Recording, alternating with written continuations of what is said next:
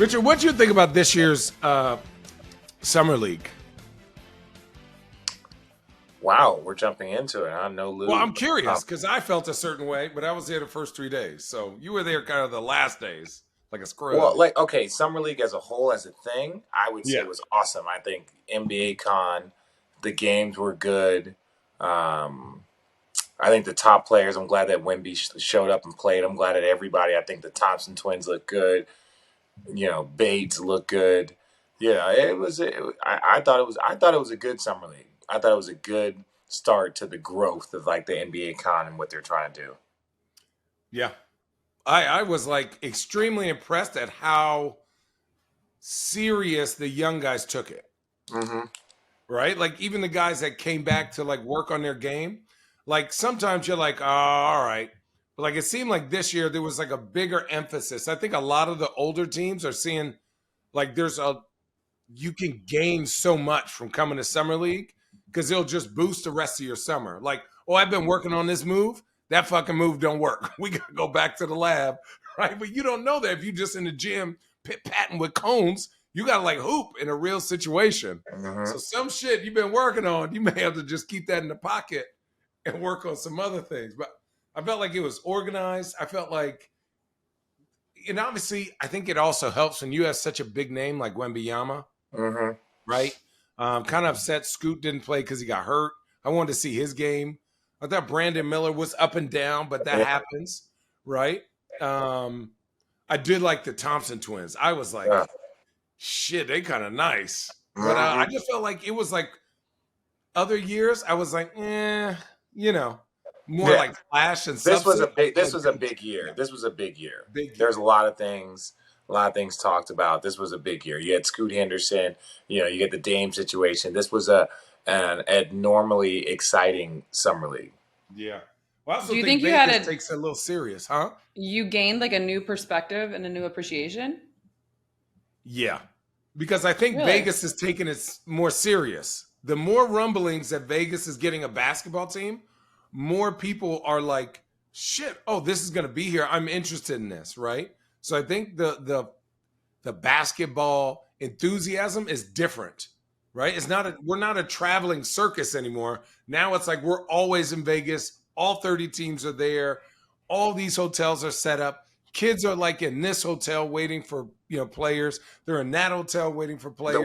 The win is just if you want to see anybody associated, if you want to see anybody associated with the NBA, go to Summer League and hang out at the Win.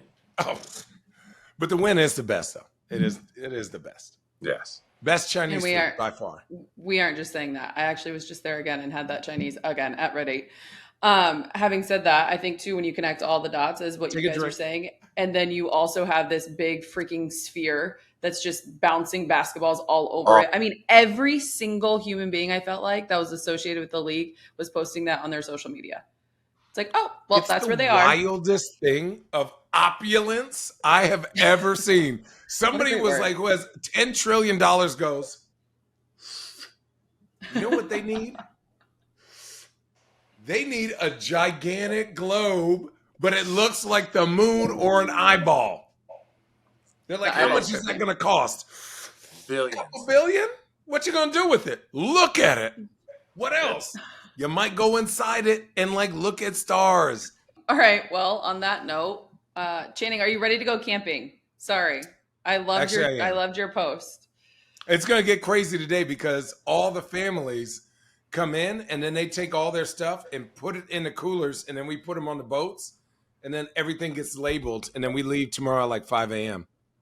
It's such a system. It's a 3.5 hour drive. Like down pat, like what you're doing. Wait, you put it in the boat? What do you mean? So our boats, we have 2 boats, right? A pontoon and then a wakeboard boat. And then they have covers. So like chairs, propane tanks, things like that go in the boat as we drive them over. So the only things in the back of the truck will be like booze and pineapples. I don't know, like stuff. Yeah, like booze and food. And then because you have to boat over. So like you go to the dock and then you boat to your cove and then you got to unload it, set up, and then go boat back. And then you do that 3 or 4 times. Are you the person that do you put the boat in the water? The pontoon? No. I don't drive it yet. It's too scary. But hey, Who and drives that pontoon. Who drives it? Lauren, our guy Brino, and then just go Don. ahead. Like my wife is Yeah. Well, she grew up on the water. I grew up on the desert. Listen, you wanna last 2 weeks in the desert? I'm your guy. You want to back up a boat in the water? Get my wife. She's a water rat. Okay. I'm a desert rat. Okay. But listen, Richard, having a pontoon, even if I had a Ferrari, I would rather have a pontoon. It is the greatest. You literally, I'll be up there cruising with that motherfucker. Listen, put a fat system on that thing, eating sunflower seeds. Y'all need a ride? See a wave? Look, none of this, it's not like that. You just cut waves. So like if you're in a wakeboard boat, you're like this all day, and then you get sick and it ain't the jam. A pontoon, you just cruising like a 75 Lincoln. Just out there cruising, not going fast. We're not going nowhere fast. Just in a JFK Lincoln. Oh, which I do have too. Yeah. Of course you do. Car. I do. But yeah, I second all of that. Pontoons are wonderful. Just don't make sure that you go top heavy because then you're all going under. That's a problem. Who doesn't? Don't be at the front of it. Don't be at the front of it. That shit going under. Well, because it's nothing. It's literally 3 metal buoys and then like plastic, like board, motor, steering wheel. So if the front of it goes like this when you go, they'll just dive into the water like that. Really? Does that happen often? No. It happened our first day up at the lake this year. We had too many people and we were all in the front and all of a sudden you just see that water come over and we all just run to the back. Just run to the it's like not fun. It's just because the water have 9 adults in the front, dude. Yeah. You can't have 9 adults in the front of the boat. Like it is not built like that. Like spread out, everybody. Spread out. But you could tell. When everyone's sober, you understand that. But when everyone's been drinking, you forget that. Oh yeah. And so then it's like, hey, we've got a couple of good shows here before Channing goes to the wild and is on his, whatever he just called his pontoon. And we're going to call this Truth or Trash for the upcoming season. Okay. I'm going to give you some statements and you let me know if you believe in it. If you don't, obviously, truth or trash, and tell me why. Okay. We'll begin with, just because we're coming off a summer league and discussion like that. Las Vegas and Seattle are the most deserving cities for expansion teams. Truth or trash? Oh, truth. We don't even need expansion teams. Truth. They wouldn't even need expansion teams. There are teams that can just go there instead. That would be better served. I will not say any names to not disrespect any fan bases, but yeah, it's truth. But again, it doesn't even need to be expansion. Just send teams back there. Damian Lillard will be starting for the Blazers on opening night. Truth or trash? Trash. Oh, that's 50-50. Yeah. I say it's trash. I say it's truth. I say he does a Kevin Durant style situation where they're like, hey, listen, we'll respect your wish. But right now, the offers and what it is, you're too good, you're too important. We will. And that gives Miami some more time. That gives whoever else some more time to kind of negotiate it. But I think they're like, hey, come here and we will take care of you. I think the Kevin Durant thing is more of the model. Kevin Durant is more the model. Very similar. He asked for a trade. They go to him. They're like, dude, you're too good. You're too important. We got you for multiple years. We will request your trade. But right now, let's start the season. And we think that the offers will get better. I try to explain to people in Portland, Dame is a Ferrari. And this is no offense to Miami. They don't even have a Maserati other than Jimmy Butler and Bam. Like, that's not how they're built. Like, so nothing, if you're Portland, you want to rebuild with something. If you're an owner, you need something fancy, right? You can't trade one Ferrari for a bunch of Kias. It ain't like you're going to get better gas mileage, but. Hashtag official sponsor of the NBA. I was going to say. Ooh, Kia, what's up? Give us a car. But like for me, I honestly think, and this is going to sound crazy, Philly is the best place for Dame. James Harden doesn't want to be there. Figure something else out. I think Dame and Lillard, or Dame and Joel Embiid go better than Dame in Miami. I just don't think it's a lot. I think Dame in Miami looks good. If you can keep Bam, you can keep Jimmy. I like that big three more than I like KD, Book, and Bradley. Yeah, totally. And we'll get to that in a second. And we're Phoenix fans, so I am curious how that works. You're asking the guy who led the league in scoring 2 years ago to turn into a point guard all of a sudden. Like, that's gonna be damn. He's gonna lead the Suns in assists with 3. By the way, I just actually saw Frank Vogel over the weekend here in Manhattan Beach. I won't say where he was, but he's super, super excited. Obviously, Dude, he's as a nice. I would too. He don't have to coach. Yeah. What's he got to do? Hey, one of y'all, go get the ball. Go do something. I'm so happy for him. Same he's here. super, super excited, in a great place, and excited to be in Phoenix. So, hey, road trippers, Channing and I love our dogs and want them to have the best food and nutrition available. That's why we feed our pups food from the farmer's dog. Whether you have a young puppy or a senior who's seen multiple decades, any dog person like me knows the most valuable thing in the world is spending time with your pet. The farmer's dog helps to keep them healthy, which can give you more quality years with them. The Farmer's Dog makes and delivers fresh, healthy dog food. It's recommended by vets, nutritionally balanced, and made from human-grade ingredients in safe, clean kitchens. It's the best option for dogs at all stages of life because it's not kibble, it's not canned goo, it's real food. The Farmer's Dog isn't just higher quality food. They also send the food pre-proportioned specifically for your dog based on their unique nutritional needs. It doesn't matter if your dog is young or old. It's always the right time to begin investing in their health, helping you both live more healthy, happy, and full years together. Get 50% off your first box of fresh, healthy food at thefarmersdog.com/roadtrippin. Plus, you'll get free shipping. Just go to thefarmersdog.com/roadtrippin to get 50% off your first box of food. That's thefarmersdog.com/roadtrippin. All right, we'll stay in Philly then. Joel Embiid will repeat as league MVP. Truth or trash? Oh, trash. Trash.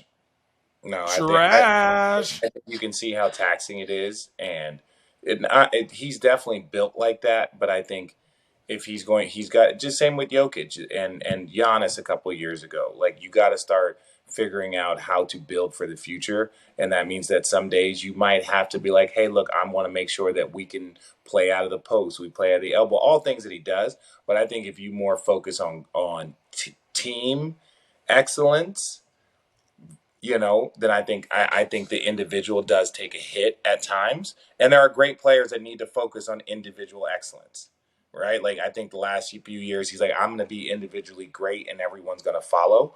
But I think just like Giannis won those 2 MVPs, and then the next year it was like the Bucks were trying different things, they were trying different lineups, they were playing different ways, right? So I just don't think that he's going to have an MVP year, especially brand new coach.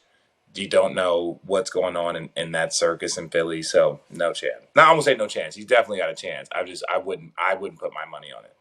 I just don't think his motivation is the same. And I think all of us saw the problem is like, what have you done for me lately?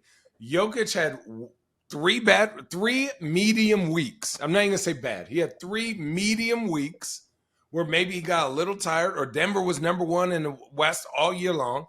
So he had a lull, right? Who knows what happened? And he went back to being Jokic. But Joel Embiid had a healthy, consistent year and won, and then got bounced out basically in the first round.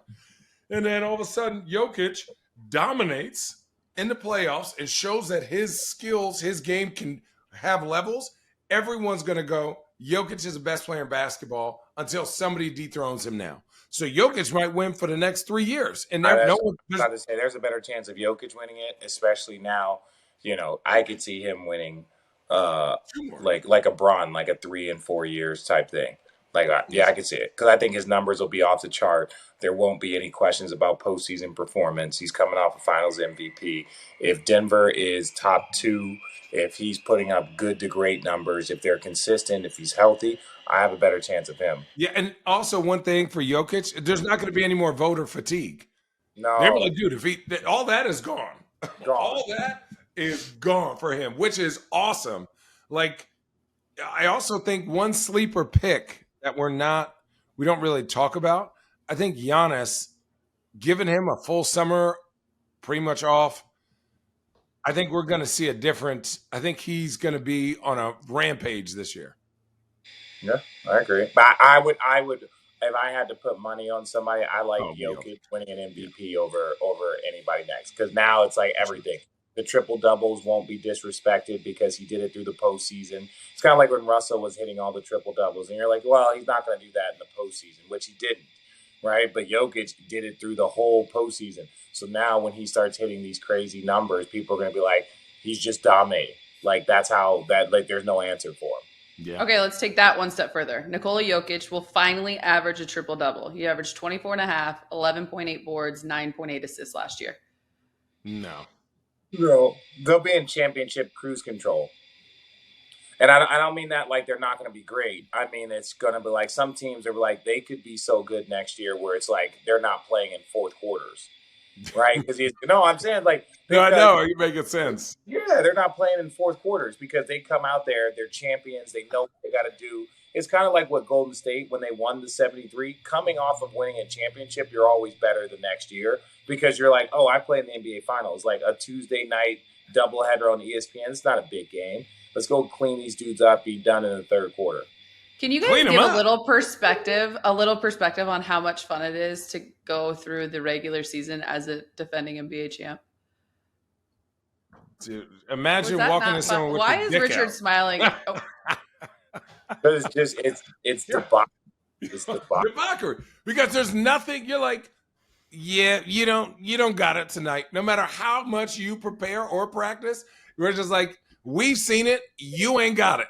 And whenever you try it, oh, that's what you got? Okay, come on. Switch lineups. You go in there. Hey, but we are also a fuck around and find out team during the regular season. During the regular season, we were a fuck around and find out team. During the postseason, it was like, all right, time over, 10 in a row. Yeah. Doing that back to back. Now I've done it before. I've done it 3 times, winning 10 in a row in the postseason. Like the way the Cavs and the way we did it, it was just like, when I say we, I mean LeBron and Kyrie really did most of the work and we filled in the gaps. But boy, when you're like, wait, what gap do I need to fill in? I need to defend, shoot 40% and rebound. And if I do my job, all these other people are doing their job and it doesn't matter. Hey, let's go. You're like, yeah, Channing, when this guy goes in, check yourself in. And I was like, oh, word? And then the dude doesn't get in the first quarter. I go, yo, he fucking tricked me. And I see him go in and I run. And they're like, yo, here are your plays. And I'm just like, cool. Come on back, Channing. And then we're up 15. And I'm trying to get them 4th quarter heavy minutes. Trying to get that playoff garbage time is different than regular season garbage time. Oh, yeah. Playoff garbage time is great. It's great. That's a best pickup game of all time. Oh, because nobody's running plays. They don't want nobody to get hurt. Lot of visibility. You all of a sudden get 10 points. You're like, dude, I had 10 points in the playoffs. Yeah, you go into the bag in the playoffs, right? Yeah. Because you're like, somebody may say, well, shit, if you don't play hard now, you're in the best shape of your life. You're locked in like a motherfucker. And really, you're thinking, if I ever get in, I want to be in a rhythm. So I got to go hard. So it ain't like, it's not a bullshit time. It's like the best version, but also nobody wants to get hurt. So it's like a lot of bap, jumpers, just close out. You make it. All right. Ben Simmons will be a starter on opening night. Truth or trash? Trash. Stop it. All right. You listen. I'm refusing to answer. Quacks and call it a duck. At some point. I'm refusing to answer Ben Simmons questions until Ben Simmons consistently plays. I'm on strike. On strike. You look at the social media. Look at what's out there. He's putting himself in a position. Allie, that's not a bad question. I'm not. That is not. I don't even. Yeah, I'm not even taking that way. I was just going off of. Allie, have you ever seen an M. Night Shyamalan movie, Allie? No. I refuse to ask any of those ridiculous questions about movies. No. But here's my thing, right? M. Night Shyamalan had 2 good movies, 2 really good movies. He keeps making shitty movie after shitty movie. But we keep talking about those first 2 really good movies. At some point, he went from a really good movie maker to a shitty movie maker. Now, he may have one little one that's okay, but he ain't bringing out bangers like that. It happens. I just don't like it's the workout stuff. I don't give a fuck what you do in the summer in your little half-court gym with people that are your friends. I don't want to hear it. I don't want to see it. I don't want to do nothing. Show me when you play. Show me when you play. Other than that, Okay. you are who I thought you were. Okay. We had him in the third quarter. You don't even The know Lakers, that reference, do you? no, the Lakers will, but I liked the energy behind it. The Lakers will be a top 4 seed in the West. Truth or trash? Ooh. Truth. Hold on. Let's go by numbers here. Denver. I think Sacramento. Phoenix, Memphis, Golden State. Phoenix. I don't know Memphis. I'm not going to say Memphis. Well, I'm just saying, going through the State? teams. We're just going through the teams. Yeah. There's Dallas. Yeah. Yeah, Clippers. Clippers. Remember, I was listening to T. Lou on another podcast, and he was like, I told them they got to take the regular season serious. Mm-hmm. So, like, that may be, and this is the year, we'll talk about that. This may be the year where you're like, hey, this ain't it. If all this happens again. This is the year. This is the year. The fifth year. Hang on. So you guys both have the Lakers, truth, top 4 seed in the West. I think they're 5 or 6. I think they're 5 or 6. I have them top Okay. 4.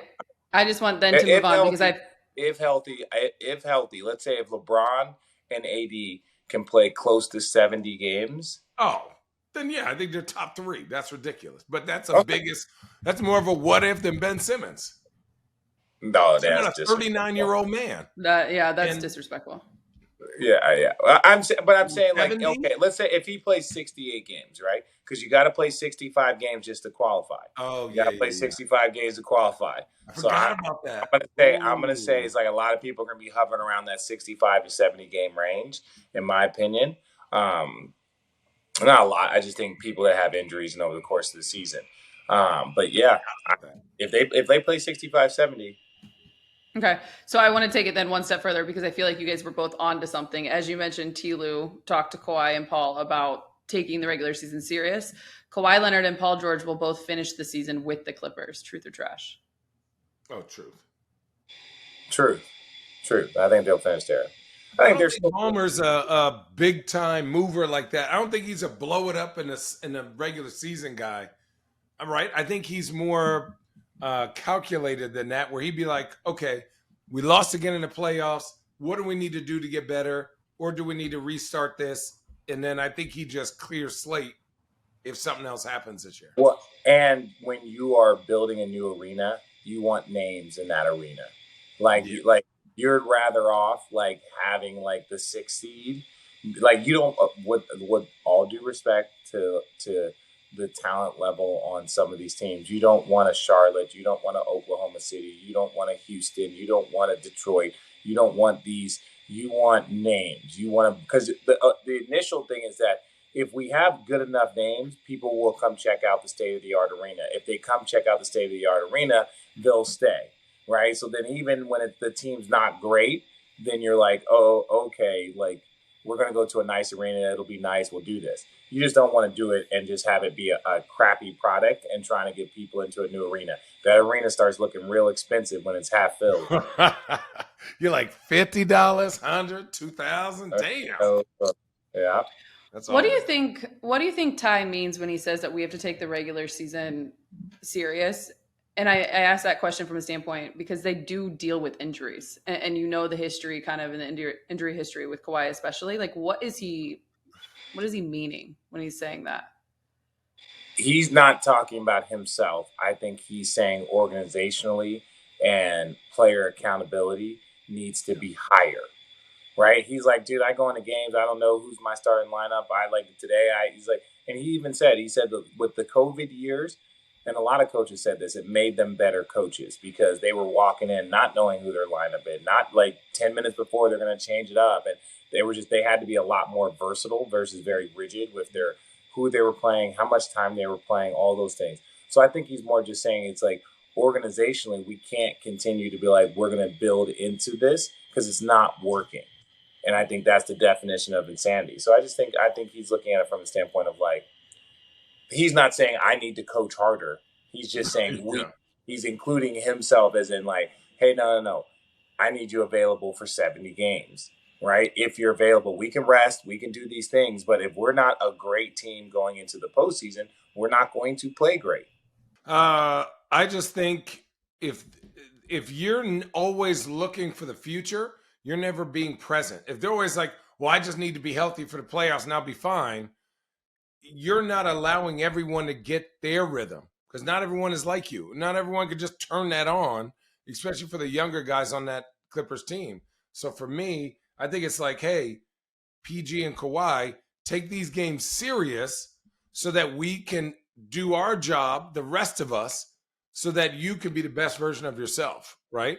I think if you are, I'm not saying they don't approach the season like this, but what I'm saying is if they go, every game is extremely important, we want to be available, I think their approach is different. I think they'll be in the best shape of their life, and I think their teammates will have an opportunity to feel their next levels, right? If they go, man, this is a big game, it's a regular season, I need to go to level 10, his teammates are going to realize I need to go to level 10 also. And I only say that from experience as a role player, right? Like when LeBron gets or Kyrie and them get fired up for a big game, and I've never been on a team, like when they first played the Lakers or something like that, I go, oh shit, like I got work to do, because like they got another levels. I'm like, oh, when you were fat when you showed up from Orlando. I wasn't fat, I was unused. What are you? Damn! I was like a Kobe cow. Is that the term? Is that the term? Yeah. Tell yourself. We have a brand new car. It's unused. It's a little bit on the chunky side, but look, if you start driving it, it'll lean out and turn into a sports car. That's what I'm saying. There's too much gas in my tank now. There's too much gas. I mean, what am I supposed to do? I'm not a runner. And who was I going to hoop against? Andrew Nikola? It's not about you. It's to your point. Yes. Right? Like there is playoff teams and there are teams that when you walk in the building, everyone's at 8% body fat trying to win a championship versus the guys that are 10 and 12 that are like, we're the 6th seed. We might have a chance at the second round. We might. Oh yeah, real different. It's a real different feeling of like, oh yeah, y'all, that ain't it, y'all. we about to get that head busted. Mm-hmm. Come on. If you hold their two superstars to the same standard in terms of playing a certain level of games as you did the two Lakers superstars, where do you have the Clippers falling in the West? 5th. I truly think that the Lakers have a better chance of being healthy than the Clippers. I think the Lakers have a better chance of being healthy. Oh, for sure. Absolutely. And that says something. If those two play 68 games, I'm going to fuck around and say the Clippers are 3rd. I just don't think there are very many teams. They're going to win almost every single one of their matchups around the league, maybe except for Denver. Phoenix is a good matchup. Lakers are a good matchup. We hadn't even talked about the Pelicans. We hadn't even talked about the Pelicans. Oh, we're going to conclude this episode, and I got one for you. We'll start the next episode with the Pelicans. It's another edition of Road Trippin.